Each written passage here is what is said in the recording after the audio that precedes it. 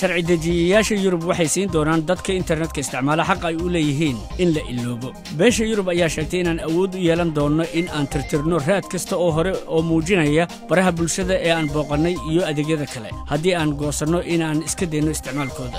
waxa kale oo ay doonaysaa inay aad u fududeyso dadka network-ka isticmaala in ay macluumaadkooda u wareejiyaan adeegyo kale si ay u dhiirigeliyaan tartan. qaanuunkan cusub oo qaadan doona 2 sano waa in dhammaanba 27 dal ee xubnaha ka ah midowga Yurub ay ansixiyaan wuxuuna isku sargoyn doonaa qaanuunka xogta gaarka ah ee Yurub oo dhan.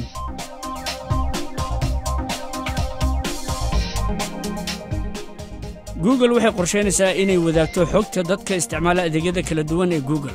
waa siyaasad cusub oo xogta gaarka ah taas oo isticmaalayaasha ku khasbaysa inay ogolaadaan in xogtooda iyo taariikhdoodaba ay isticmaalaan dhammaanba adeegyada Google. tusaale ahaan waxaa lagu soo bandhigayaa waxyaabaha ay tahay in aad baarto iyada oo lagu saleynayo dhaqankaaga markaad dhex mushaaxayso internetka ama sida aad u adeegsato Google+.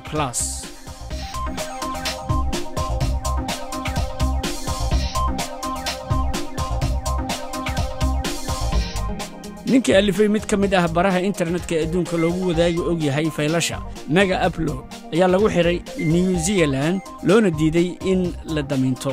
Kim.com waxa uu sugayaa go'aan maxkamadeed oo noqon kara in loo masaafuriyo Mareykanka. Talaabadan waxay saameyn ku yeelatay baro kale oo faylasha lagu wadaago. Filesonic waxay joojisay in faylasha la isku weydaarsado inta ay ku jirto hawada Mareykanka.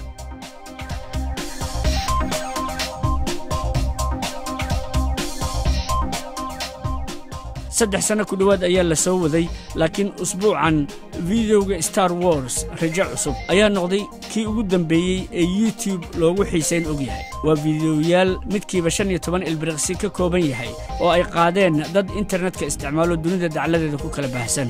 waa la isku kabkabay. waxa uu hadda ku guuleystay jaayisada Emmy oo uu ku helay hal abuur laga yaabay.